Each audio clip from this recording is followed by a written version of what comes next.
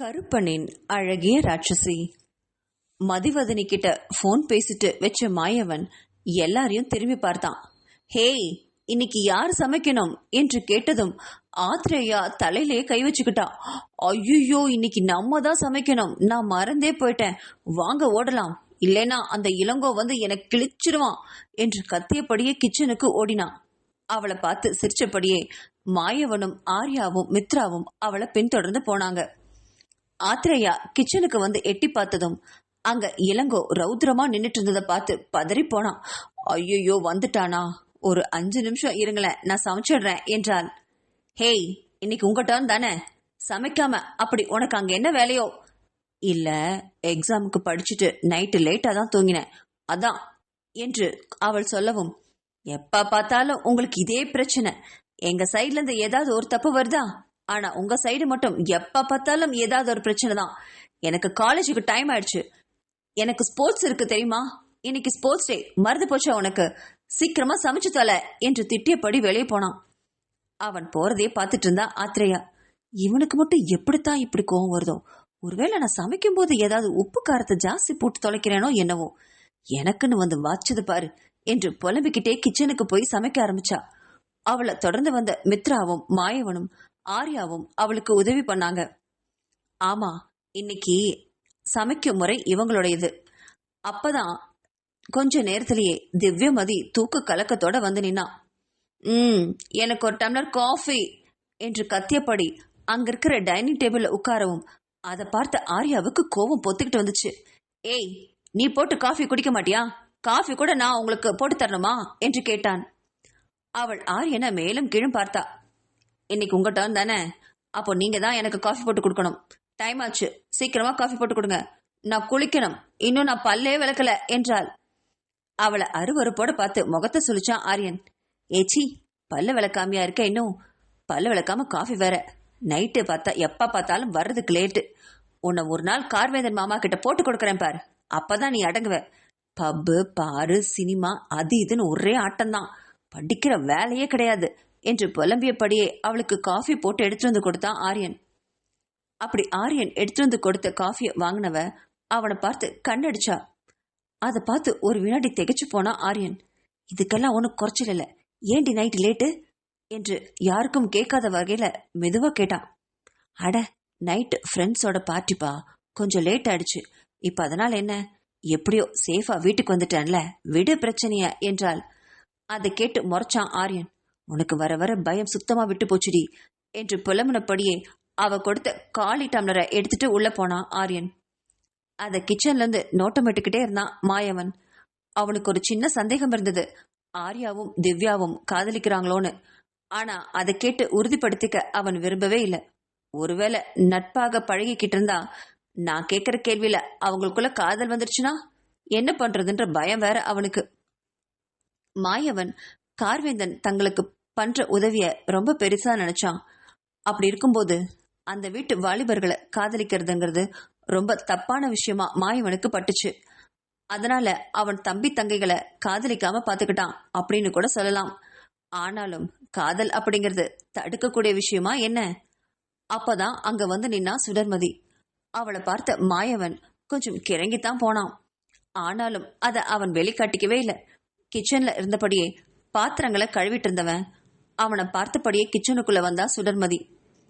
காலையில நேரத்திலேயே எழுந்து தலைக்கு குளிச்சுட்டு சிவப்பான நிறத்துல சுடிதார் அணிஞ்சிருந்தா. அதை ஒரு கண்ணால ரசிச்சு பார்த்தான் மாயவன். ஆனா அவகிட்ட எதுவுமே பேசாம கொஞ்ச நேரம் நின்னவன் பின்ன மெதுவா, காஃபி ஏதாவது வேணுமா என்று மெதுவா கேட்டான். அவளை அவன் நேரா பார்க்க கூட இல்லை. சுடர்மதியோ மாயவனை பார்த்து ரசிச்சா. கையில்லாத பனியன் போட்டிருந்தான், குட்டி ஷார்ட்ஸ் போட்டிருந்தான். அவனுக்கு பாக்ஸிங்னா ரொம்ப பிடிக்கும். அந்த பாக்ஸிங்க்கு தகுந்த மாதிரி உடல்ல வலுவா வச்சிருந்தான். அங்கங்க உடல்ல வேர்வை துளிகள். அதை பார்த்ததும் சுடர்மதிக்கு மயக்கமே வந்துச்சு. இவளும் தன் காதல சொல்லி பல வருஷம் ஆச்சு. ஆனா அவனும் இம்மிக்கு கூட தலையசைக்கல. ஆனா தன்னை காதலிக்கிறாங்கிறது அவளுக்கு நல்லாவே தெரியும். ஒப்புக்கதான் மறுக்கிறான். ஒரு பெருமூச்சு விட்டபடி, ஆமா, எனக்கு ஒரு காஃபி வேணும், ஆனா எனக்கு நீங்க தான் போட்டு கொடுக்கணும், வேற யாரும் போட்டு கொடுக்க கூடாது என்றாள். அதை கேட்ட மாயவன் மனசுலயே சிரிச்சுக்கிட்டாலும் வெளியில காட்டிக்கல. ஆத்திரேயாவை திரும்பி பார்த்து, சுடர்மதிக்கு ஒரு காஃபியா போட்டு கொடுத்துடு என்றான். அதை கேட்டு சுடர்மதி மாயவனை முறைச்சு பார்த்தா. பிறகு ஆத்ரேயாவை திரும்பி பார்த்தா. அவளோ, ஏய் சுடர், அங்க போய் உட்காரு, நான் எடுத்துட்டு வரேன் என்றபடி ஒரு காஃபியை எடுத்துட்டு போய் கொடுத்தா ஆத்ரேயா. அவ கையிலயும் ஒரு இன்னொரு கப்பு காஃபி இருந்துச்சு. 2 பேரும் டைனிங் டேபிள்ல உட்கார்ந்தபடி காஃபி குடிச்சாங்க. அப்ப அங்க வந்த மாயவனும் தனக்கான ஒரு காஃபி எடுத்துட்டு வந்து உட்கார்ந்தான். அவனை பார்த்து ரசிச்சா சுடர்மதி. ஆனா மாயவனோ தலை நிமிந்து கூட அவளை பார்க்கவே இல்லை. இதையெல்லாம் ஆத்ரேயாவும் கவனிச்சுக்கிட்டு தான் இருந்தா. ஆத்ரேயாவுக்கு சுடர்மதி மாயவனை காதலிக்கிறது நல்லாவே தெரியும். ஆனாலும் மாயவன் அதை ஒப்புக்கவே இல்லை. காரணமும் அவளுக்கு என்னன்னு தெரியும். தங்களுடையது மீனவ குடும்பம். அவங்களோ அரண்மனையில பிறந்தவங்க. மீனவ குடும்பத்துல பிறந்து எங்களுக்கு இந்த அளவுக்கு வசதியை செஞ்சு கொடுத்த கார்வேந்தனுக்கு துரோகம் பண்ணக்கூடாதுன்னு நினைக்கிறவன் மாயவன். அதனாலதான் தங்கள் யாரையுமே அவன் காதலிக்கவே விடல. ஆத்ரேயாவுக்கு இளங்கோனா அவ்வளோ பிரியம். ஆனா அதை இப்ப வரைக்கும் அவ சொல்லவே இல்லை. இளங்கோவுக்கும் அது தெரியும் தான். ஆனா அவனும் தன் காதலை ஒப்புக்கொள்ள மாட்டான். 3 வருஷத்துக்கு முன்னாடி பெண்கள் எல்லாருமே பள்ளியில படிச்சுட்டு இருந்தப்போ ஆண்கள் இதே கல்லூரியில ஹாஸ்டல்ல தங்கிதான் 3ஆவது வருஷம் படிச்சுட்டு இருந்தாங்க. பெண்கள் எப்போ +2 முடிச்சுட்டு இந்த கல்லூரியில 1ஆம் ஆண்டு வராங்கன்னு தெரிஞ்சதோ அப்பவே கார்வேந்தன் இவங்களுக்குன்னு மும்பைல ஒரு தனி பங்களாவை ஏற்பாடு பண்ணி கொடுத்தான்.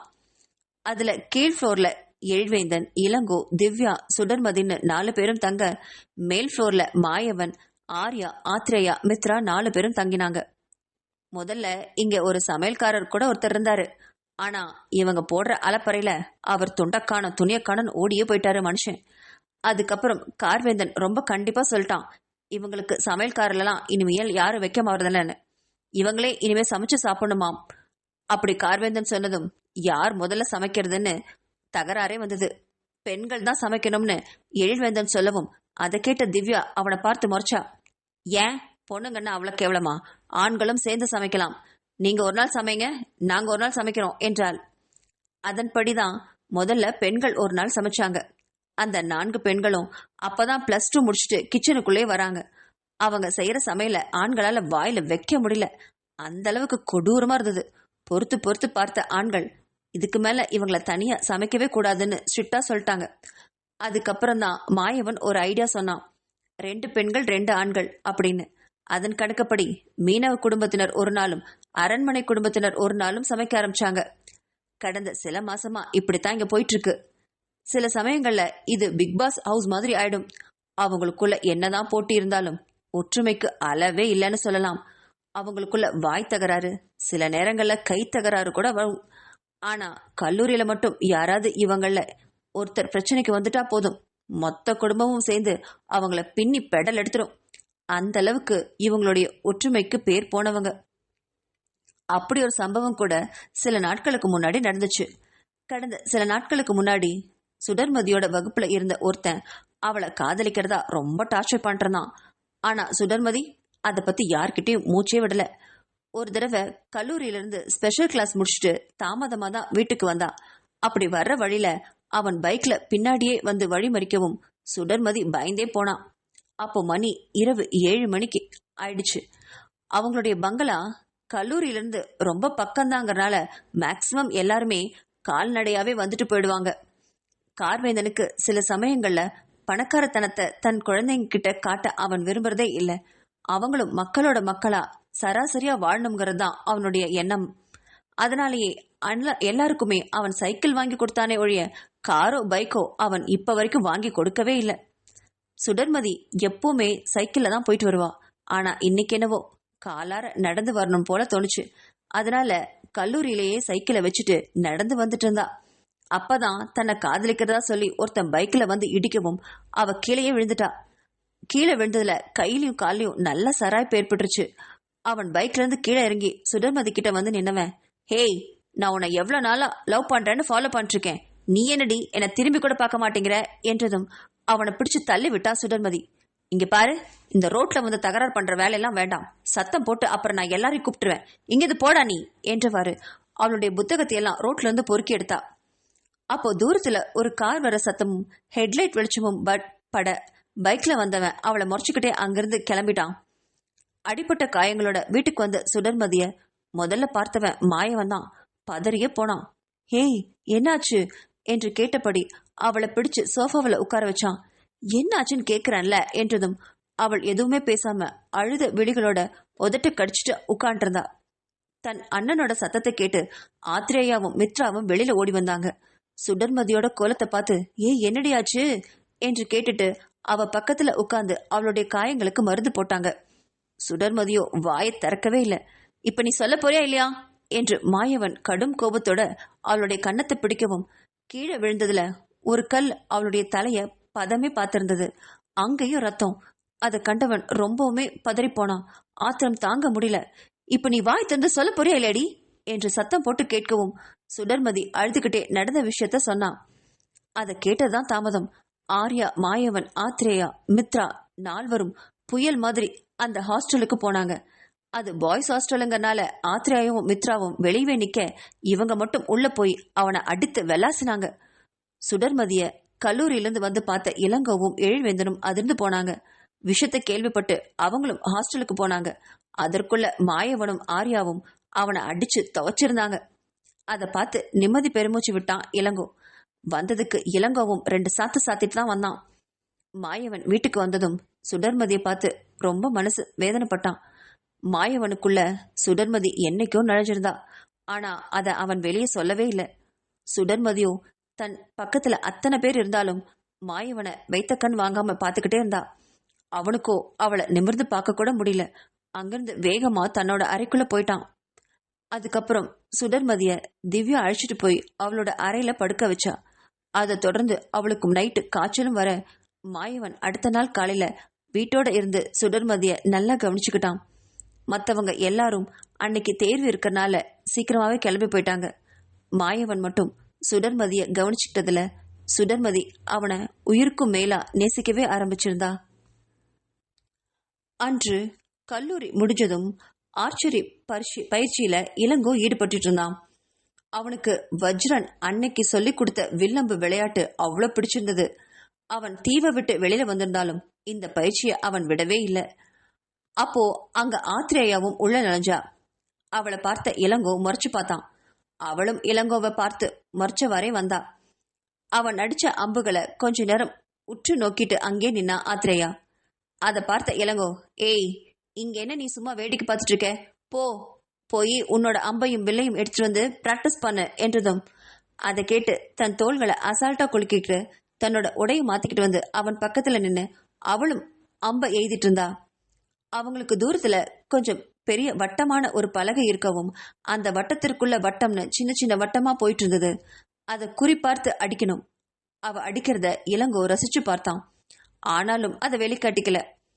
அப்போ அங்க வந்த வில் பயிற்சியாளர் அரவிந்தன் ஆத்ரேயாவின் தோள்களை தட்டி கொடுத்தபடி, ஹேய் சூப்பரா அடிக்கிற, இந்த தடவை நீ காம்படிஷனுக்கு போனேனா நீ தான் ஃபர்ஸ்ட் பிளேஸ் என்றவாறு அவளுடைய தோள்களில் கையை போட்டு பேசிட்டு இருந்தான். அந்த அரவிந்தனுக்கு மிஞ்சி போனா 30 வயசு இருக்கும். கொஞ்சம் பெண்கள் கிட்ட ஜொல்லு விடுவான். மற்றபடி திறமையில அவனை அடிக்க ஆள் கிடையாது. ஆனாலும் இளங்கோ அவன் ஆத்ரேயாவை தோல்ல கையை போட்டிருக்கிறத பார்த்து எரிச்சல் அடைஞ்சான். அவ பக்கத்துல மெதுவா வந்து நின்னவன் அவ காதுக்கு மட்டும் கேட்கிற வகையில, ஏய் அவனை கை எடுக்க சொல்லி என்றான். அந்த வார்த்தையில திகைச்சு போய் இளங்கோவை ஓரக்கண்ணால பார்த்தா ஆத்ரேயா. அடேங்கப்பா, இவனுக்கு பொறாம கூட வருமோ என்று நினைச்சவள் அவனுக்கு இன்னும் கொஞ்சம் பொறாமைய ஏத்தி விடணும்னு நினைச்சு அவளுமே அந்த பயிற்சியாளரோட தோல்ல கை போட்டா. அதை கண்ட அரவிந்தன் அதிர்ச்சியானான். ஹேய் நான் உன்னோட வாத்தியார் என்றான். நீங்க மட்டும் என் தோல்ல கை போடுறீங்க, அப்போ நான் உங்க தோல்ல கை போடக்கூடாதா? இங்க வந்துட்டா வாத்தியார் ஸ்டூடெண்ட் எல்லாம் பார்க்க கூடாது, நம்ம எல்லாம் ஃப்ரெண்ட்ஸ் என்றபடி அவனுடைய கையை பிடிக்கவும் இளங்கோவுக்கு ஆத்திரம் பத்திட்டு வந்துச்சு. அவளை பார்த்து முறைச்ச மாதிரி நின்னான். பிறகு எதுவும் பேசாம தன்னோட வில்லையும் அம்பையும் எடுத்தபடி மறுபக்கம் போய் நின்னுக்கிட்டான். அவன் விலகி போனதும் தன் தோல்ல இருந்த அந்த பயிற்சியாளரோட கையை விலக்கி விட்டுவிட்டு, ஓகே மிஸ்டர் அரவிந்த், அப்புறமா பார்க்கலாம் என்றபடி இளங்கோவை முறைச்சுக்கிட்டே அவளும் வேற பக்கம் போய் நின்னான். இதையெல்லாம் இளங்கோ பார்த்துக்கிட்டு தான் இருந்தான். அவளுக்கு வர வர திமிர் ஜாஸ்தியாச்சு. நான் சொல்றதை கேட்கவே கூடாதுன்னு முடிவு பண்ணிருக்கா போல இருக்கு. வீட்டுக்கு வரட்டும், வச்சுக்கிறேன் கச்சேரிய என்று புகைந்தபடியே பயிற்சியை முடிச்சுட்டு வீட்டுக்கு கிளம்பினான். இளங்கோ கிளம்பினதும் தானும் அவசர அவசரமா மூட்டையை கட்டிட்டு அவனுடைய சைக்கிளை பின்தொடர்ந்து போனான் ஆத்ரேயா. இளங்கோவை கடுப்பேத்துறதுக்காகவே பின்னாடி போனவ சைக்கிளோட மணியை அழுத்திக்கிட்டே வந்தா. அதை கேட்டு கடுப்பானவன் சைக்கிளை நிறுத்தி அவளை திரும்பி பார்த்தான். இப்ப என்னடி உனக்கு பிரச்சனை? ரோடு தான் ஃப்ரீயா இருக்குல்ல, எதுக்கடி இப்படி வந்து என் பின்னாடி பெல் அடிச்சிட்டு இருக்க என்று கேட்டான் இளங்கோ. எனக்கு பெல் அடிக்கணும்னு ஆசையா இருந்துச்சு, நான் அடிச்சேன். இதுல உங்களுக்கு என்ன பிரச்சனை? நீங்க பாட்டுக்கு முன்னாடி ரோட்டை பார்த்து வண்டி ஓட்ட வேண்டியது தானே. அதை கேட்டு கோவம் அடைஞ்ச இளங்கோ, உனக்கு வர வர வாய்க்கொழுப்பு ஜாஸ்தி ஆச்சுடி. நான் என்ன சொன்னாலும் கேட்கவே கூடாதுன்னு முடிவு பண்ணிருக்கியா? நீ ஊருக்கு வருவேல, வாடி உன்னை வச்சுக்கிறேன் என்றான். ஊருக்கு என்ன, தோ இப்ப வீட்டுக்கு தானே வரேன், வாங்களேன் பாத்துக்கலாம் என்றபடி அவள் சைக்கிளை மிதிச்சுக்கிட்டு முன்னாடி போனான். அவளவே பார்த்துட்டு கொஞ்ச நேரம் நின்னா இளங்கோ. இருக்குடி உனக்கு வர இரு என்றவன் அவளை பின்தொடர்ந்து வீட்டுக்குள்ள வேகமா போனான் இளங்கோ. அவ உள்ள போனதும் சோஃபாவில் தன்னோட பேகை வச்சபடி உட்கார்ந்தா. அவளுக்கு நேரா தன்னோட கால்களை விரிச்சுக்கிட்டு பேண்ட் பாக்கெட்ல கையை விட்டபடி அவளவே பார்த்து முறைச்சுக்கிட்டு நின்னான். அப்போ அங்க வந்த மாயவனையும் ஆரியனையும் பார்த்து, டேய் உன் தங்கச்சி இன்னைக்கு என்ன பண்ணா தெரியுமா என்று கேட்டான். மாயவனுக்கு இது பழக்கப்பட்ட விஷயம். இவங்க 2 பேருக்கு ஒரு வேலையே கிடையாது. எப்ப பார்த்தாலும் சண்டை போட்டுக்கிட்டே இருப்பாங்க, அப்புறம் சமாதானம் ஆயிடுவாங்க. இவங்க கிட்ட பேசிட்டு இருந்தா நம்மளுக்கு தான் டைம் வேஸ்ட் என்று நினைச்சவன், நீயாச்சு அவளாச்சு, அவளை கண்டிக்கிற உரிமை உனக்கு இருக்கு, என்னவோ பண்ணிக்கோ என்றபடி ஆரியனை கூப்பிட்டுக்கிட்டு மாயவன் வெளியில போயிட்டான். அவங்களவே பார்த்துட்டு இருந்த இளங்கோ பிறகு திரும்பி இவளை பார்த்து முறைச்சான். ஏண்டி, அவனுக்கு தான் அறிவில்ல, உன் மேல தோல்ல கை போடுறான், நீ எதுக்கடி கை போட்ட என்றான். அவன் என் தோல்ல கை போட்டான், அதனால நான் திருப்பி நானும் கை போட்டேன். இப்ப நீங்களும் வேணா என் தோல்ல கை போடுங்களேன், நானும் உங்க தோல்ல திருப்பி கை போடுறனே என்று அவனை ஓரக்கண்ணால பார்த்தபடி சொன்னான் ஆத்திரையா. அதை கண்டு கடுப்பானா இளங்கோ. அவனை மாதிரி நானும் பொம்பளை பொறுக்கி நினைச்சாடி, வர்றவங்க போறவங்க பொம்பளை மேலெல்லாம் கை வைக்கிறக்கு என்றதும் ஆத்திரையாக்கு மனசுல கொஞ்சம் கோபம் வந்தாலும் அதை வெளிக்காட்டிக்கல. எழுந்து அவனை பார்த்து நின்னவ, அவனுக்கு என் மேல ஆசை, அதனால அவன் என் மேல கை போட்டான். உங்களுக்கு தான் எந்த பொண்ணு மேலையும் ஆசையே வராதே, நீங்க தான் சாமியாராச்சே, அதுக்கு நான் என்ன பண்ண முடியும்? நான் ஒன்னும் சாமியார் கிடையாது. அவன் தோல்ல கை போட்டா நானும் அவன் மேல போடுவேன். அவன் நாளைக்கு முத்தம் கொடுத்தாலும் நானும் அவனுக்கு திருப்பி முத்தம் கொடுப்பேனே என்று அவளுடைய உடலை நெளிச்சு வளைச்சு இளங்கோ கிட்ட பேசவும் அவனுக்கு வந்துச்சே கோபம். ஓங்கி அவளை பலார் அடிச்சான். அவன் அடிச்சதுல சோஃபாவில போய் விழுந்தா ஆத்திரையா. அப்படி விழுந்தவளுக்கு சுத்தமா கோபமே வரல. அவனை பார்த்து ஆச்சரியமா கண்களை விரிச்சா. அடேங்கப்பா, என்ன தொட்டுட்டீங்களா நீங்க? அதிசயம்தான் போங்க, மழை வருதான் பாருங்க என்று கிண்டலா சொன்னவ ஒரு வினாடி கூட அங்க நிக்காம அவன் அடிச்ச கன்னத்தை தொட்டு பார்த்துக்கிட்டே தன்னோட அறைக்கு சந்தோஷமா ஓடி போய் கதவை சாத்திக்கிட்டா. அவ மனசுல அவ்வளவு சந்தோஷம். இளங்கோவ மனசார காதலிச்சா ஆத்திரேயா. ஆனா அவன் எப்ப பார்த்தாலும் ஆத்திரேயாவை கண்டா எரிஞ்செரிஞ்சு விழுவான். ஆனாலும் ஆத்திரேயாவுக்கு இளங்கோனா உயிர். அவனுடைய ஸ்போர்ட்ஸ்லயும் படிப்புலையும் மயங்கி கிடந்தா. அவன் எந்த ஸ்போர்ட்ஸுக்கு போனாலும் அவளும் பின்னாடியே போயிடுவா. அவன் கூட வம்பு வளர்ப்பா. அந்த வம்பு வளர்ப்பது கூட காதல் தான்னு புரியாது இளங்கோவுக்கு. அவன் என்னவோ இவனுக்கு போட்டியா தான் வர்றதா நினைச்சுக்கிட்டு ஒவ்வொரு தடவையும் தன்கிட்ட சண்டை போடுவான். ஆத்திரேயக்கு சண்டை போட்டுதான் தன்னோட காதலை சொல்ல தெரியுமே தவிர அன்பா பேசி அவளுக்கு காதலை சொல்லவே வராது. இத புரிஞ்சுக்காத முட்டாள் இளங்கோ தன்னை எதிர்த்து பேசுறதா நினைச்சிட்டு எப்ப பார்த்தாலும் சண்டைக்கு நிப்பான். அதனால இன்னைக்கு அவ எதிர்த்து பேசுறான்னு நினைச்சு இன்னைக்கும் இல்லாத திருநாளா இன்னைக்கு அவளை அடிச்சிட்டான். அறைக்கு வந்தவ தன் கன்னத்தை பிடிச்சுக்கிட்டே இருந்தா. ரொம்ப நேரமா அந்த கை தடயம் அவளுக்கு அவ்வளோ ஆனந்தத்தை கொடுத்துச்சு. கண்ணாடி முன்னாடி நின்னு அவனுடைய கை தடயத்தை பார்த்துக்கிட்டா. அவனுடைய அச்சு, விரல் அச்சு அப்படியே பதிஞ்சிருந்தது. அவளுக்கு அது சுத்தமா வலிக்கவே இல்லை. ரொம்ப சந்தோஷமா இருந்தது. தான் ஒரு பொண்ணு அப்படிங்கறத உணர்றதே இளங்கோ முன்னாடி நிக்கும் போதுதான். அது அவனுக்கு எப்ப புரியுமோ, கடவுளுக்கு தான் வெளிச்சம் என்று நினைச்சபடி அவளுடைய கன்னத்தை பிடிச்சுக்கிட்டே படுக்கையில விழுந்தா. இளங்கோவை நினைச்சு 1000 கனவுகள் வந்து போச்சு அவ மனசுல. ஆத்திரேயா போனதும் இளங்கோ ரொம்ப நேரம் அங்கே நின்றுட்டு இருந்தான். அவனுக்கு தான் ஏன் அவளை அடிச்சோம்ங்கிறதே புரியல. கழுத வாய அடிக்கிறா, என்ன வெறுப்பேத்துறா என்று புலம்பியபடியே தன் அறைக்குள்ள போனான். அன்னைக்கு கல்லூரி முடிஞ்சதும் அத்லெட் பிராக்டிஸ்ல மித்ரா ஓடிட்டு இருந்தா. அவளைவே பார்த்தபடி அங்கிருந்த ஒரு சுவர் மீது ஏறி அமர்ந்திருந்தான் எழில்வேந்தன். அவனுக்கு மித்ரானா ரொம்ப பிடிக்கும். எத்தனையோ முறை மித்ரா கிட்ட அவன் தன் காதல சொல்லிட்டான். ஆனா அவளோ அவனை துளி கூட ஏற்க மறுத்துட்டா. அவளுக்கு அவன் மீது எந்த ஆர்வமும் இல்லையாம். நல்லா படிக்கணுமாம், பெரிய ஆளா வரணுமாம். அப்படிங்கிறது தான் அவளுடைய குறிக்காலாம். காதல் ஒன்று வந்தா அவ படிப்புலையும் ஸ்போர்ட்ஸ்லயும் கவனத்தை செலுத்த முடியாதாம். அதனால எழில்வேந்தனுடைய காதலை மறுத்துட்டா மித்ரா. ஆனா எழில்வேந்தனுக்குள்ள ஏதோ ஒரு உள்ளுணர்வு சொல்லிக்கிட்டே இருந்தது, மித்ரா தன்னை காதலிக்கிறான்னு. அவ மீனவ குடும்பத்தை சேர்ந்ததால ஒருவேளை தன் வசதிக்கு பயந்து அவள் காதலை ஏற்க மறுக்கிறாளோ என்னவோ. இப்பொழுதெல்லாம் அவன் தன் காதலை சொல்றதே இல்ல, செயல்ல மட்டும்தான் காட்டிட்டு இருப்பான் எழில். அங்க கிரவுண்ட்ல ஓடிட்டு இருந்த மித்ராவும் எழில்வேந்தனை பார்த்தா. அவன் தனக்காக தான் காத்துட்டு இருக்காங்கிறது அவளுக்கு நல்லாவே தெரியும். அவளுக்கு அத்லெட் ஸ்போர்ட்ஸ் எங்கெல்லாம் நடக்குதோ அங்கெல்லாம் துணைக்கு வருவான். எதுவுமே பேச மாட்டான். அமைதியா அவள் ஓடி முடிச்சு வர்ற வரைக்கும் காத்துட்டு இருப்பான். பிறகு அவளை கூப்பிட்டுக்கிட்டு வீட்டுக்கு வந்துருவான். இதுதான் அவன் இந்த கல்லூரியில மித்ரா வந்து சேர்ந்ததுல இருந்து நடந்துட்டு இருக்கு. மித்ராவுக்கு அவனை பார்க்க கொஞ்சம் பாவமா கூட இருக்கும். அவ மனசுலயும் எழில்வேந்தன் மீது ஆசையும் காதலும் நிறைய இருந்தது. ஆனா தான் வளர்ந்த குடும்பத்தை நினைவுல வச்சுக்கிட்டு அவன்கிட்ட தன் காதலை சொல்லவே மாட்டா. மதிவதனி மட்டும்தான் தங்கள் கிட்ட மனம் விட்டு சந்தோஷமா பேசுவா, சிரிப்பா, வெளியில வருவா. எழிலுடைய அம்மா ரோஜாவும் இளங்காவுடைய அம்மா வான்மதியும் தங்களிடம் பேசிக்கவே மாட்டாங்க. அவங்களுக்கு தங்களை கண்டாலே பிடிக்காது. அப்படிப்பட்டவங்களுக்கு மருமகளா போறதெல்லாம் நடக்கவே முடியாத விஷயம். கண்டிப்பா அவங்க ஒத்துக்கவே மாட்டாங்க. வீணா ஆசையை வளர்த்துக்கிட்டு பின்னாடி யார் கஷ்டப்படுறது என்று நினைச்சுதான் மித்ரா எழில்வேந்தனை மறுத்துட்டா. ஆனா சில சமயங்கள்ல அவளுக்கு தோணும், எழில்வேந்தன் வேறொரு பொண்ணை கல்யாணம் பண்ணிக்கிட்டா அதை பாக்குற தைரியம் தனக்கு இருக்கான்னு. இல்ல தான் வீட்டுல பாக்குற வேற மாப்பிள்ளைய கல்யாணம் பண்ணிக்க அவளால முடியுமான்னு பல தடவை யோசிச்சு பார்த்திருக்கா. அவள் மனம் இல்லைன்னு தான் சொன்னுச்சு. தன்னுடைய வாழ்க்கை இந்த ஸ்போர்ட்ஸ்லயும் படிப்புலையுமே போகணும்.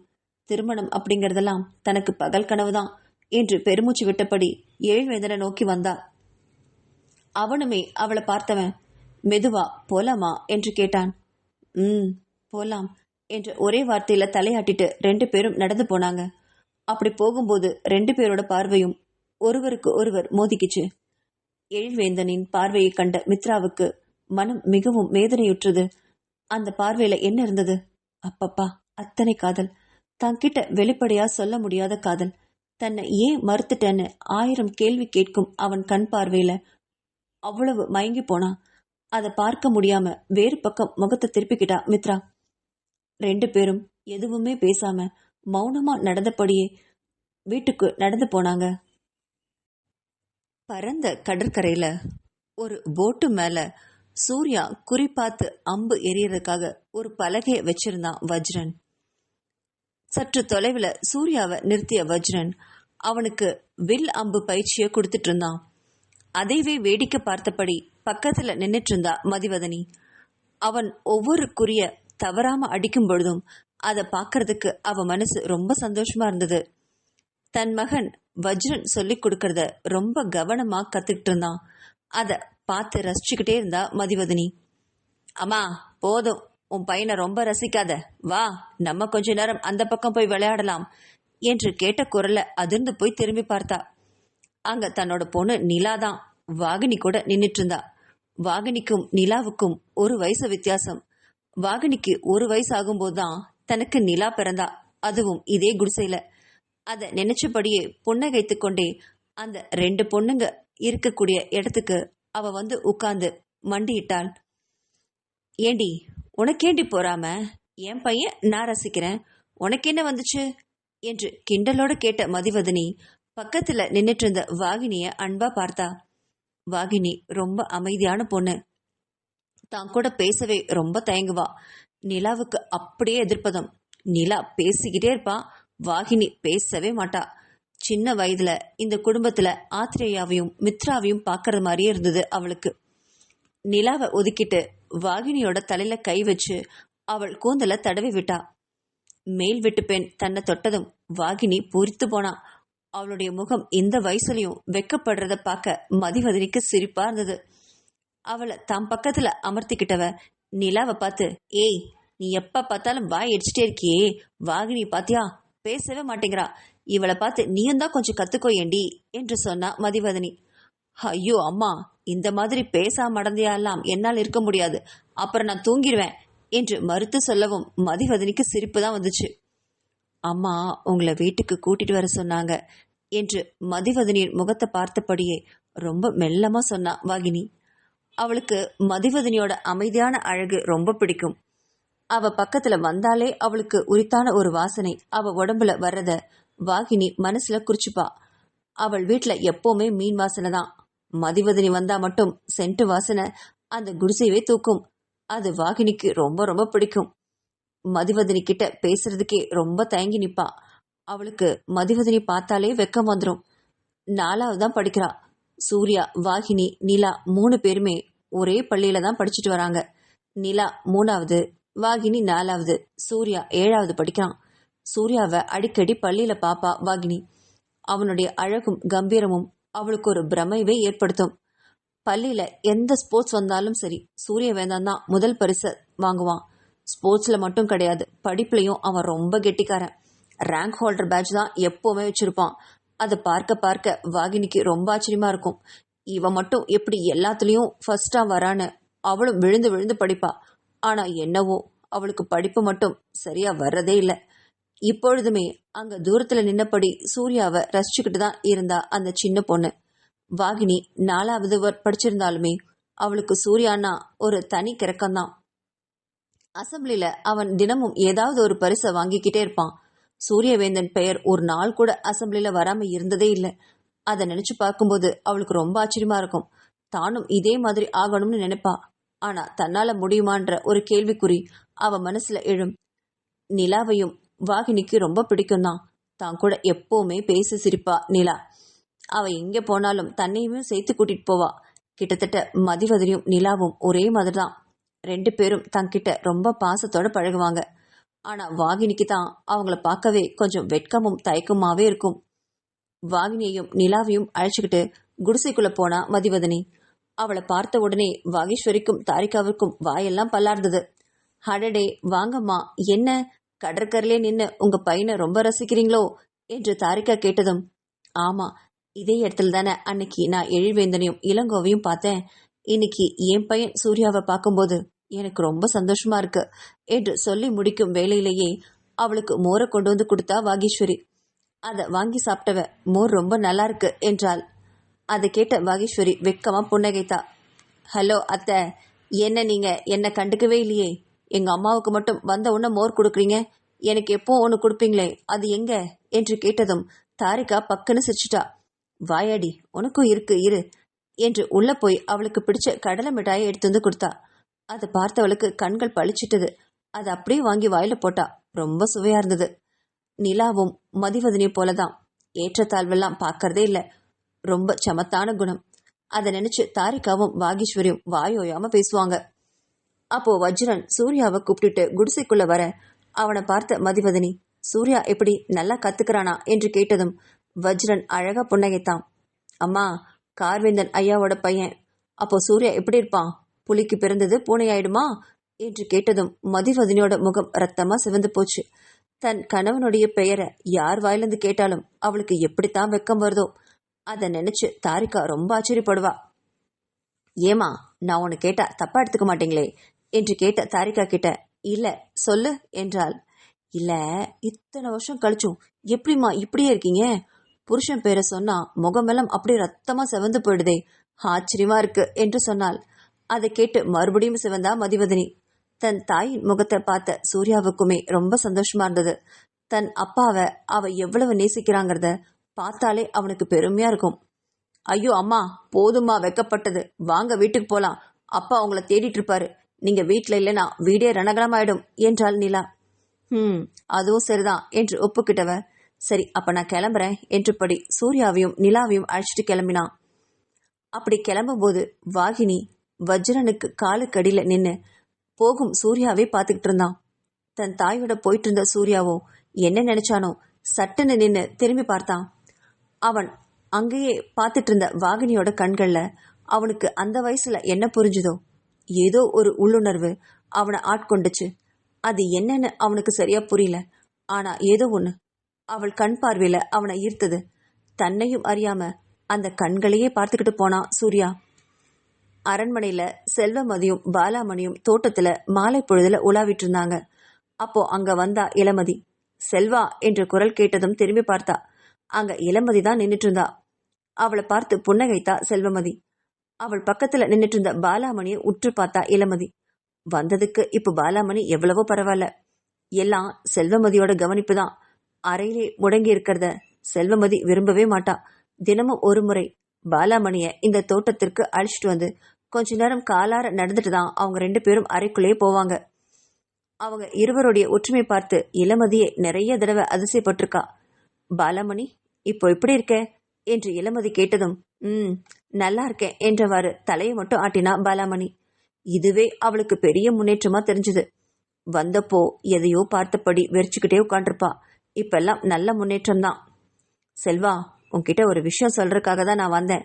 ரூமுக்கு போயிருந்தேன். இந்த நேரத்துல நீ எப்படியும் தோட்டத்துக்கு தானே வருவேன்னு இங்க வந்தேன். சொல்லு இளமதி, என்ன விஷயம் என்று கேட்டா செல்வமதி. நம்ம பசங்க அடுத்த வாரம் ஊருக்கு வராங்களாம். காலையில வான்மதி எனக்கு ஃபோன் பண்ணி சொன்னான். அதான் உன்கிட்ட இந்த விஷயத்த சொல்லாம்னு வந்தேன் என்றதும், ஓ சரிதான், பசங்க வந்தாலே வீடு கலகலன்னு இருக்கும் இல்ல? பார்த்து ரொம்ப நாள் ஆயிடுச்சு. போன வருஷம் வந்தது இல்லையா என்று கண்களில் ஆர்வம் பொங்க கேட்டா செல்வமதி. ஆமா ஆமா, அப்புறம் உன்கிட்ட இன்னொரு முக்கியமான விஷயத்த பத்தி பேசிட்டு போலான்னு வந்தேன் என்றவள் சுற்றுமுற்றும் பார்த்தா. செல்வா, எனக்கு தெரிஞ்ச இடத்துல இருந்து சுடர்மதிக்கும் திவ்யமதிக்கும் ஒரு நல்ல வரன் வந்திருக்கு. பேசாம அவங்களுக்கு கல்யாணம் பண்ணி வச்சிடலாமா? பசங்க கிட்ட பேசி பார்த்துடலாமா என்று கேட்டாள் இளமதி. செல்வமதிக்கு ஒன்னும் புரியல. இப்பதானே அவங்க காலேஜுக்கு ஃபர்ஸ்ட் இயரே போயிருக்காங்க. இப்ப போய் எதுக்காக கல்யாணம்? வேண்டாம் இளமதி, பசங்களுக்கு இன்னும் 18 வயசே முடியல. அப்படி இருக்கும்போது இதை பத்தியெல்லாம் நம்ம கேட்கவே முடியாது என்றாள் செல்வமதி. நானும் இப்பவே கல்யாணம் பண்ணிக்கணும்னு சொல்லல செல்வா. பசங்க ரொம்ப நல்ல பசங்களா இருக்காங்க. நிறைய சொத்து. மும்பைல தான் பசங்களுக்கு வீடே. நம்ம பேசி முடிச்சிட்டோம்னா 3 வருஷம் கழிச்சு அவங்களுக்கு கல்யாணம் பண்ணிடலாம் என்றாள் இளமதி. அதை கேட்ட செல்வமதி பெருமூச்சு விட்டா. இன்னும் 3 வருஷம் இருக்கு இளமதி. இப்பவே எதுக்கு இவ்வளவு அவசரம்? அப்புறமா பாத்துக்கலாம் விடு என்றபடி பாலாமணியை கூட்டிட்டு தன்னோட அறைக்கு போனா செல்வமதி. அவள் போவதையே பார்த்துட்டு இருந்தா இளமதி. அவளுக்கு இந்த வரன் ரொம்ப பிடிச்சிருந்தது. அண்ணனும் தம்பியுமா ஆக 2 மாப்பிள்ளைங்க. ரொம்ப அழகா சொத்து சுகத்தோட நல்ல படிச்ச மாப்பிள்ளையா வர வந்திருக்காங்க. இத வேண்டான்னு சொல்வானே? அவளுக்கு மிகப்பெரிய யோசனையா இருந்தது. இதை எப்படியாவது கார்வேந்தனோட காதுல போட்டணும். ஆனா அது நம்மனால முடியாது. வான்மதி நினைச்சா மட்டும் முடியும். இப்போவுமே வான்மதினா கார்வேந்தனுக்கு ரொம்ப பிடிக்கும். சரி, நம்ம வான்மதி மூலமா ஒரு தடவை முயற்சி பண்ணி பார்க்கலாம் என்று நினைச்சபடியே அங்கிருந்து போனா இளமதி. சூர்யாவையும் நிலாவையும் வீட்டுக்கு கூட்டிட்டு வந்தவ இரவு உணவை கொடுத்துட்டு அவங்கள தூங்க அனுப்புனதுக்கு அப்புறம் கணவனுக்கு பால் கொண்டு வந்தா மதிவதனி. அவன் ஏதோ ஃபைல மூழ்கியிருக்க அவனுக்கு பக்கத்துல பால் டம்ளரை வச்சுட்டு திருமணப்போ அவளுடைய அலைபேசி ஒலிச்சுது. யாருன்னு பார்த்தவாறு தன்னோட அலைபேசி எடுத்தா. அதுல கிருஷ்வான்ற பேர் வரவும் அவள் முகம் சட்டுன்னு புன்னகைக்கு தாவுச்சு. எத்தனை வருஷம் ஆயிடுச்சு இவன்கிட்ட பேசி. அந்த பேரை மறுபடியும் டிஸ்பிளேல வரவும் அவளையும் அறியாம ஒரு சந்தோஷம். உடனே அலைபேசி எடுத்து, ஹலோ கிருஷ்வா, எப்படிரா இருக்க என்று சத்தமா கூவிட்டா. அவ்வளவுதான். ஃபைல கவனமா இருந்த கார்வேந்தன் அதிர்ச்சியோட அவள் முகத்தை திரும்பி பார்த்தான். அப்பப்பா, எவ்வளவு சந்தோஷம் அவள் முகத்துல. இத்தனை சந்தோஷத்தை கார்வேந்தன் இதுக்கு முன்னாடி அவ முகத்துல பார்த்ததே இல்லையே. அவ பேசுறதையே வேடிக்கை பார்த்துட்டு இருந்தான் கார்வேந்தன். இது எதுவுமே தெரியாத மதிவதனையும், டேய் கிருஷ்வா, வேலையெல்லாம் எப்படிரா போகுது உனக்கு? கல்யாணம் ஆயிடுச்சா? குழந்தைங்க இருக்காங்களா? எத்தனை குழந்தைங்கடா? வயசு என்ன? என்ன பண்றாங்க? நீ எங்க இருக்க? எப்ப வருவ? உன்னை பார்க்கணும் போல இருக்கேடா என்றவாறு பல கேள்விகளை அடுக்கிக்கிட்டே போனான். மறுபக்கம் இருந்த கிருஷ்வாவோ, ஹே அமைதி அமைதி, நான் இன்னும் கல்யாணமே பண்ணிக்கல மதி. உனக்கு அப்புறம் எனக்கு யாரையும் பிடிக்காமையே போயிடுச்சு. அதுவும் இல்லாம எனக்கு இந்த வேலையும் ரொம்ப பிடிச்சது. ஊரூரா சுத்திட்டு இருக்கேன். லைஃப் ரொம்ப ஜாலியா இருக்கு. என்னமோ திடீர்னு உன் ஞாபகம் வந்துச்சு, அதனால தான் உனக்கு ஃபோன் பண்ணேன் என்றதும் மதிவதனியோட முகம் கொஞ்சம் கசங்கியே போயிடுச்சு. என்ன கிருஷ்வானி, இன்னுமா கல்யாணம் பண்ணிக்காம இருக்க? எனக்கு இது கேட்கவே ரொம்ப கஷ்டமா இருக்கே என்றதும் கார்வேந்தனுடைய முகம் சொல்லவே முடியாத வேதனையில பிரதிபலிச்சுது. தன் மனைவி இன்னொருவன் கூட இவ்வளவு சந்தோஷமா பேசுறாளா அப்படிங்கிறத பாக்குறதுக்கே அவனுக்கு பொறாம கூட இருந்தது. அதுவும் இன்னும் அவனுக்கு கல்யாணம் ஆகலையாம். அப்படின்னா அவளுக்கு இன்னமும் கிருஷ்வா மேல ஆசை இருக்கா? அவனுக்கும் இவ மேல ஆசை இருக்கா என்று நினைச்சவாறு மனைவியே பார்த்துட்டு இருந்தான். அவளோ தன் கணவனை கொஞ்சம் கூட திரும்பி பார்க்காம கிருஷ்வா கிட்ட கிட்டத்தட்ட 1 மணி நேரம் பேசினான். கார்வேந்தனுக்கு சொல்லவே முடியாத ஆத்திரம், கோபம், வேதனை எல்லாம் கலந்த ஒரு உணர்வு. கிட்டத்தட்ட 1 மணி நேரம் கழிச்சு போனை வச்சுட்டு திரும்பி பார்த்தா மதிவதனி. கார்வேந்தனுடைய முகம் ஆத்திரத்துல சிவந்து கருத்து போய் இருந்தது. கண்கள் எல்லாம் ரௌத்ரமா இருந்தது. ஐயோ, இவரை மறந்தே போயிட்டேனே என்று நினைச்சவ கார்வேந்தனுக்கு பக்கத்துல இருக்கிற பால் டம்ளரை பார்த்தா. அது ஆறி போய் முச்சிட்டு கிடந்தது. அதை பார்த்தவளுக்கு தொண்டையில ஏதோ அடைச்சது மாதிரி இருந்தது. பயம்னு கூட சொல்லலாம். கார்வேந்தனை பார்க்கவே முடியல. அத்தனை கொடூரமா இருந்தான். இந்த இரவு என்னென்ன பிரச்சனைகளை தனக்கு கொடுக்க போறானோ என்று நினைச்சபடியே அவனைவே பார்த்துட்டு மெதுவா அவன் பக்கத்துல வந்து நின்னா மதிவதனி.